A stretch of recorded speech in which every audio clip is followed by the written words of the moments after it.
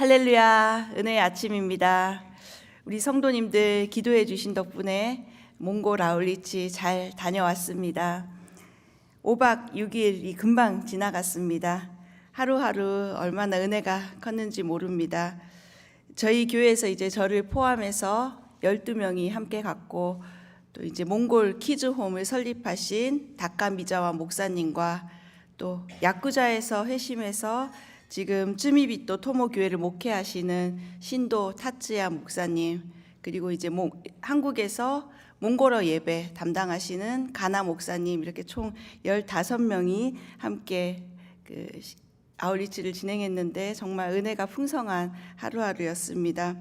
내일 주일 예배 때 이제 그 보고와 간증이 있을 예정입니다. 저희 온누리 교회 세우신 하영조 목사님께서 러브소나타 처음 시작할 때 그 일본과 한국이 함께 세계 선교로 나가면 좋겠다, 이런 비전을 선포하셨는데 정말 그 비전이 이루어지는 현장에서 직접 경험할 수 있는 큰 은혜가 있었습니다. 앞으로도 우리 성도님들 몽골 땅을 위해서 계속 기도해 주시고 함께 섬기는 우리 교회가 되었으면 좋겠습니다. 우리는 이제 계속해서 이 베드로전서 말씀을 통해서 이 세상 가운데서 어떤 믿음으로 우리가 살아가야 되는지를 배우고 있습니다. 근데 사실 오늘 이 본문 말씀은 그렇게 유쾌한 말씀은 아니죠. 세상의 고난을 좋아하는 사람은 아무도 없을 것입니다. 예전에 그 카톡 이모티콘 중에서 꽃길만 걸으세요, 이런 이모티콘이 있었습니다. 근데 그런 소망은 있지만 우리 인생이 어떻게 꽃길만 걸을 수 있겠습니까? 누구나 고난보다는 축복, 그런 좋은 것을 원하는 마음이 다 있습니다. 그러나 오늘 이 베드로 사도는 우리에게 닥친 고난을 해석하는 다른 시각을 갖게 합니다. 오늘 이 본문은 베드로 전설을 이제 마무리하면서 다시 한번 이 서신을 쓴 목적을 분명하게 알려줍니다. 그것은 우리 성도들 앞에 닥친 고난을 오히려 기뻐하고 하나님께 맡김으로써 당당히 그 고난에 참여하라는 것입니다. 오늘 이 말씀을 통해서 우리가 어떤 자세로 살아가야 하는지 베드로 사도의 가르침을 한번 묵상해 보길 원합니다. 먼저 12절에서 14절을 한번 읽겠습니다. 12절에서 14절 시작. 사랑하는 사람들이여, 여러분을 시험하려고 오는 불같은 시험이 있더라도 무슨 이상한 일이 여러분에게 일어난 것처럼 여기지 말고 오히려 여러분이 그리스도의 고난에 참여하게 된 것을 기뻐하십시오. 이는 그분의 영광이 나타날 때 여러분이 크게 기뻐하고 즐거워하게 하려는 것입니다. 여러분이 그리스도의 이름으로 인해 모욕을 당하면 여러분은 복 있는 사람들입니다. 이는 영광의 영, 곧 하나님의 영이 여러분 위에 계시기 때문입니다. 이제 12절에 사랑하는 사람들이여 라고 부르는데요. 이것은 소아시아 지역에 흩어져 있는 그리스도인들에게 베드로가 격려하기 위해 보낸 편지라는 것입니다. 지금의 터키 북부 지역입니다. 소아시아에 흩어져 있는 그 많은 그리스도인들, 그 사람들은 복음을 받아들이는 순간, 예수님을 믿기로 시작한 그 순간부터 고향과 또 유대 사람들로부터 소외와 적대감을 경험하게 되었습니다. 또 이 베드로 전서가 쓰여진 시기는 로마의 그 네로 황제가 통치하던 시기입니다. 여러분도 그 이름을 들어봐서 잘 알 것입니다. 베드로는 이 불같은 시험이 박해가 시작될 것을 예상하고 오늘 이 성도들에게 이 편지를 쓴 것입니다. 악마의 탈을 쓴 네로 황제가 다스리던 그 기원 후 64년경에 로마에 아주 큰 화재가 일어났습니다. 로마 대화재라고 하는데요. 백성들 사이에서는 이 화재가 네로의 방화에 의한 것이다. 네로가 약간 정신적으로 문제가 있었기 때문에 불타는 로마 시내를 바라보면서 자작시를 쓰기 위해서 방화를 했다. 이런 시민들 안에 소문이 퍼졌습니다. 그래서 이 네로는 그 로마 시민들의 관심을 다른 데로 돌리기 위해서 기독교 신자들에게 이 방화 혐의를 뒤집어 씌우게 됩니다. 왜냐하면 그 기독교인들이 모여 살았던 그 구역에서만 불이 나지 않았기 때문입니다. 로마 방화가 기독교인들의 소행이라는 그 역소문을 퍼뜨리면서 수많은 기독교인들을 잡아다가 군중 앞에서 화형에 처했습니다. 이것이 바로 로마 정부에 의한 최초의 기독교 박해였습니다. 이 당시 크리스찬들이 당한 고난은 말로 표현할 수 없습니다. 로마에 가면 콜로세움이라는 큰 그 경기장이 있는데 거기에 수많은 그 기독교인들을 짐승의 밥으로 삼아서 순교하도록 했고, 또 그 지금도 콜로세움 앞에 가면 아주 큰 십자가가 중앙에 세워져 있는 것을 볼 수 있습니다. 또 로마의 지하 묘지 카타콤은 기독교인들의 비밀 예배처가 되었습니다. 묘지였지만 그곳에서 예배하며 숨어서 예배했던 그 박해 가운데서 믿음을 지켜온 유적들이 지금도 로마에 가면 남아 있습니다.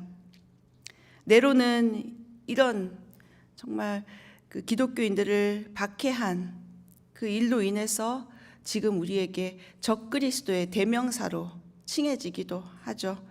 이때 이제 예수님의 12제자 중에 베드로 그리고 또 사도 바울도 순교를 하게 됩니다.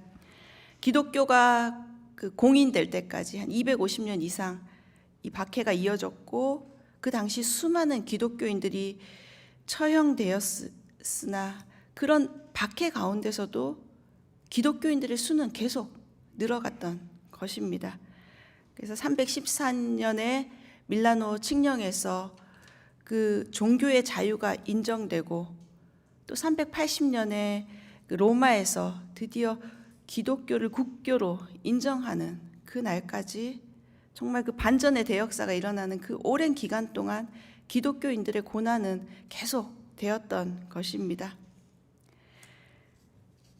이런 상황 가운데서도 예수 그리스도의 그 복음을 포기하지 않고 굳게 붙잡았던 그 믿음의 사람들이 있었기 때문에 지금 우리에게까지 이 복음이 전해져 오고 우리가 이곳에서 하나님을 예배할 수 있는 것입니다. 베드로는 오늘 불같은 시험이 오더라도 이상한 일로 여기지 말라라고 얘기합니다. 불같은 시험, 이건 어떤 시험일까? 저도 아침에 다시 상상해 봤는데 도저히 상상이 되지 않더라고요. 이런 시험이 우리에게 닥쳐온다는 것입니다. 그러나 이때 우리 믿는 사람들이 취해야 할 행동은 기뻐하라라고 오늘 베드로는 권면합니다. 당장 눈앞에 보이는 상황은 그렇지 않더라도 그분의 영광이 나타날 때, 예수님께서 다시 오시는 그 날에 우리가 크게 기뻐하고 즐거워하기 위해서 우리가 지금 눈앞에 당한 그 고난을 기뻐하라라고 베드로는 권면합니다. 믿는 사람들은 내 눈앞에 보이는 그 상황이 아니라 그 너머에 있는 약속을 붙잡는 사람들입니다. 예수님이 분명히 다시 이 땅에 오신다는 그 약속, 그리고 우리를 그 천국으로 인도하신다는 그 약속, 그것을 붙잡는 사람들이 크리스찬입니다. 제가 존경하는 조정민 목사님께서 쓰신 책 중에 고난이 선물이다 라는 책이 있습니다. 그 책엔 이런 글이 있는데요. 지나고 보니 정말 고난은 선물입니다. 14번 두드려 맞으면 14K가 되고 18번 두드려 맞으면 18K가 되고 24번 두드려 맞으면 순금이 됩니다. 고난은 정금이 되는 지름길입니다. 제일 비싼 것이 24K 순금이죠. 고난은 우리를 정금으로 만들어 주는 하나님의 방법입니다. 성경에 그 고난 받는 대표적인 인물 욥 다 아실 것입니다. 욥기 23장 10절 말씀에 보면 내가 가는 길을 그가 아시나니 그가 나를 단련하신 후에는 내가 순금같이 나오리라 라는 고백을 욥은 하나님 앞에 드립니다. 14절에 보면 베드로는 고난받는 그리스도인들을 복 있는 사람이라고 말합니다. 그것은 그 고난받는 그 사람에게 그리스도의 영, 하나님의 영이 함께 하신다. 그 고난이 바로 그것의 증거라고 이렇게 위로합니다. 그래서 우리는 고난이 찾아올 때 하나님이 함께 하시기 때문에 기뻐할 수 있습니다. 고난이 찾아올 때 더욱 믿음의 눈을 들어 주님을 바라볼 수 있길 바랍니다. 이 고난이 마침표가 아니라 하나님의 선물임을 감사함으로 받을 때 우리는 영원한 기쁨에 참여하는 특권을 누릴 수 있는 것입니다. 마태복음 5장 11절 12절에 예수님은 산상수훈에서도 이렇게 말씀하십니다. 나로 말미암아 너희를 욕하고 박해하고 거짓으로 너희를 거슬러 모든 악한 말을 할 때에는 너희에게 복이 있나니 기뻐하고 즐거워하라. 하늘에서 너희의 상이 큼이라. 너희 전에 있던 선지자들도 이같이 박해하였느니라. 우리는 눈앞에 있는 그 고난을 바라볼 것이 아니라 그 너머에 있는 하늘에서 받을 우리에게 준비된 그 상, 하나님의 상을 바라보아야 합니다. 영적 시선을 하나님께 고정해야 하는 것입니다. 오늘 고난 중에 있더라도 믿음의 눈을 들어서 우리 영광의 주님을 바라볼 수 있는 성도님들 되시길 바랍니다. 한번 눈을 들어서 주님을 한번 바라보십시오. 나에게 주실 그 상을 준비하고 천국의 면류관을 준비하신 그 주님을 오늘 집에 가시면서 오늘 하늘이 하창하더라고요. 정말 그 주님을 바라보는 성도님들 되시길 바랍니다. 오늘 15절 16절 말씀을 한번 다시 읽겠습니다. 시작. 여러분 가운데 누구라도 살인하는 사람이나 도둑질하는 사람이나 범죄하는 사람이나 다른 사람의 일에 참견하는 사람으로 인해 고난을 받지 않도록 하십시오. 그러나 여러분이 그리스도의 사람으로 고난을 받는다면 부끄러워하지 말고 도리어 그 이름으로 하나님께 영광을 돌리십시오. 15절에 보면 윤리적으로 옳지 않는 그 범죄 행위, 그것은 믿는 자들의 길이 아닙니다. 자신의 죄로 인해서 생기는 어려움, 또 나의 잘못으로 인해 오는 고난, 그것은 너무나 당연한 것이죠. 이것은 그리스도의 이름으로 받는 고난과는 정말 전혀 다른 문제입니다. 사회에서도 이런 범죄들은 마땅히 처벌받아야 합니다.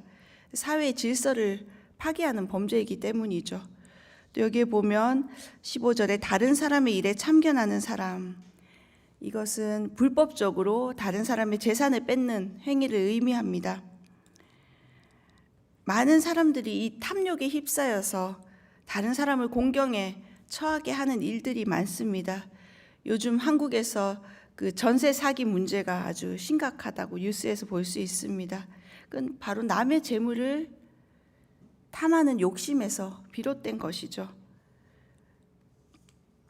베드로는 이런 악을 멀리할 것을 또 우리에게 경고합니다. 16절에 그러나로 시작하면서 이런 악함과 범죄로 인한 고난이 아니라 그리스도의 사람으로 고난을 받는다면 부끄러워하지 말고 도리어 하나님께 영광을 돌리라고 권면합니다. 그리스도의 사람, 영어로 보면 크리스찬으로 되어 있습니다. 그것은 바로 그리스도께 헌신한 사람입니다. 믿음 때문에 당하는 억울한 고난이 있다면 그것은 우리가 하나님의 백성으로 그리스도인으로 크리스찬으로 인정받았다는 증거입니다. 지금은 그 어느 때보다 신앙의 자유가 있고 편리함을 누릴 수 있는 시대입니다. 그러나 이런 편리함에 익숙해져서 세상과 타협하고 있지는 않은지 우리의 믿음을 늘 점검해야 합니다. 이번에 이제 몽골에 가서 또 한 번 느낀 것은 자본주의의 물결이 너무 거세게 밀려와서 돈이면 다 된다는 그 물질 만능주의와 또 심각한 빈부격차를 볼 수 있었습니다. 울란바토르 시내는 아주 발전된 도시로서 거기만 가면 그냥 시내 동경에 있는 것 같은 느낌이 들 정도로 토요타 차가 특히 많더라고요. 그리고 아주 화려한 도시였습니다. 그런데 그 큰 도로에서 한 10분, 20분 벗어나서 차로 가면 상하수도 시설이 전혀 없고 또 몽골의 전통 텐트 게르에서 어렵게 사는 그 사람들을 마주할 수 있었습니다. 지금도 사람들이 계속 그 울란바토르 시내에 몰려오기 때문에 몽골 인구가 전체 350만 명인데 그 중에 150만 명이 그 넓은 광활한 몽골 그 토지를 두고 울란바토르 시내에 다 몰려 산다는 것입니다. 그 중에 이제 3%가 기독교인들인데 이런 세상의 그 흐름 속에서 믿음을 지켜내야 하는 것이 얼마나 어려운 일인지 한번 그분들의 그 기독교인들의 마음을 생각해 보게 되었습니다. 일본도 물론 마찬가지죠. 근데 이제 이번에 저희가 방문한 주영광 교회라는 현지 교회를 방문하게 됐는데 저희 마키토 목사님과 신학교 동기 목사님이 이제 그 교회 담임 목사님이셨습니다. 춘대 목사님이셨는데요. 지난 5월까지는 아주 넓은 공간에서 주일 예배를 드렸는데 갑자기 이제 인프레가 너무 심해지니까 높은 임대료를 요청하는 바람에 더 이상 그곳에서 예배할 수 없게 되어서 작은 예배처로 옮길 수밖에 없었다고 합니다. 그래서 저희 1층에 디모데홀 만한 곳에서 주일 예배를 드리더라고요. 그래서 이전하고 첫 예배 저희 야홀리치 팀이 함께 가서 예배를 드렸습니다. 그래서 저희까지 참석하니까 그 좁은 공간이 아주 꽉 차서 첫 예배를 하나님께서 축복하고 계신다는 것을 느낄 수 있었다고 그 선교사님이 말씀해 주셨습니다. 세상은 더 크고 넓고 좋은 장소가 있어야 될 것처럼 물질이 없으면 그 초라한 곳에서 작은 예배 처소에서 예배할 수밖에 없다라고 이야기하지만 우리가 그 공간에서 함께 예배할 때 몽골어 찬양으로 함께 예배하고 또 일본어, 한국어 함께 그 찬양을 드릴 때 정말 이곳이 천국이구나, 이곳이 하나님 나라구나 라는 것을 정말 느낄 수 있었습니다. 우리 함께 가신 우리 허방한 성도님 앞에 계신데 그런 느낌이 있으셨나요? 네, 아멘. 정말 큰 은혜가 있었습니다. 우리가 다 갖추어야지, 물질이 많아야지 꼭 행복한 것이 아닙니다. 하나님 나라를 소유할 수 있는 그 가난의 아름다움을 어떻게 다 말로 표현할 수 있겠습니까? 우리 앞에 당한 고난이 때로는 육체적인 문제일 수도 있고 또 물질적인 재정적인 문제일 수도 있고 때로는 관계의 문제일 수도 있습니다. 그러나 우리는 이 모든 문제 가운데 우리의 삶을 통해 영광 받으시는 하나님을 바라보면서 믿음으로 찬양할 수 있길 바랍니다. 어떤 고난 가운데서도 변하지 않는 것은 우리의 정체성, 하나님의 자녀로 크리스찬으로 불러주신 그 우리의 정체성은 절대 변하지 않는다는 사실입니다. 오늘도 영광을 나타내는 자로 불러주신 그 하나님 앞에 찬송하며 나아가는 우리 성도님들 되시기 바랍니다. 오늘 17절에서 19절 말씀 함께 읽겠습니다. 이는 하나님의 집에서 심판을 시작할 때가 됐기 때문입니다. 만일 심판이 우리에게서 시작됐다면 하나님의 복음에 순종하지 않는 사람들의 결국이 어떠하겠습니까? 또 의인이 겨우 구원을 받는다면 경건하지 못한 사람과 죄인은 어떻게 되겠습니까? 그러므로 하나님의 뜻을 따라 고난을 받는 사람들은 계속 선한 일을 행하는 가운데 자기의 영혼을 신실하신 창조주께 맡기십시오. 아멘. 이 세상에서 하나님의 심판을 피해갈 사람은 아무도 없습니다. 아무리 세상에서 인정받는 사람일지라도 하나님의 눈에는 한낱 죄인에 불과하다는 것입니다. 하나님은 죄인된 우리를 택하셔서 그리스도를 믿게 하셨고 또 심판을 피할 수 있도록 우리에게 살 길을 주셨습니다. 하나님이 세상을 심판하러 오실 때 우리의 구원은 완성됩니다. 믿지 않는 사람들에게는 그날이 절망이고 심판이지만 믿는 사람들에게는 그날은 구원의 날입니다. 현재의 고난 가운데 우리 믿는 사람들이 할 수 있는 것은 우리의 영혼을, 자기의 영혼을 신실하신 그 창조주 하나님께 맡기는 것입니다. 왜냐하면 이 고난은 나 개인의 문제가 아니라 천지 만물을 다스리시고 운행하시는 그 하나님의 영역 안에 있는 것이기 때문입니다. 구약의 그 마지막 선지자 말라기가 이렇게 말했습니다. 말라기 3장 2절에 그러나 그가 오는 그날을 누가 견뎌낼 수 있겠는가? 그가 나타날 때 누가 서겠는가? 그는 금을 재련하는 사람의 불 같고 세탁하는 사람의 비누 같을 것이다. 하나님 앞에 설 때 우리는 우리의 어떤 죄도 허물도 감출 수가 없습니다. 마지막 심판이 반드시 있고 현재의 고난은 우리의 힘으로는 도저히 이겨낼 수 없는 영역이며 누구를 우리는 의지하며 가야 하는지 오늘 이 말씀은 명확히 알려줍니다. 여러분, 하나님의 손에 맡겨드리시기 바랍니다.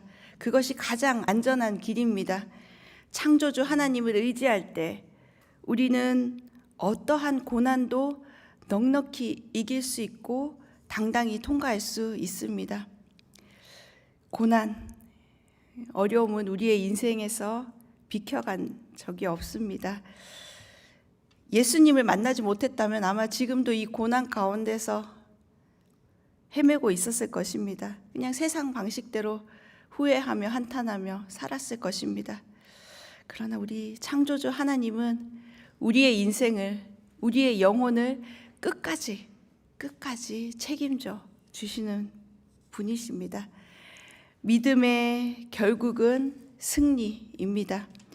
신앙생활은 스스로 내 인생을 개척해가는 서바이벌 게임이 아닙니다. 하나님께 나의 삶을 맡기는 그 과정인 것입니다.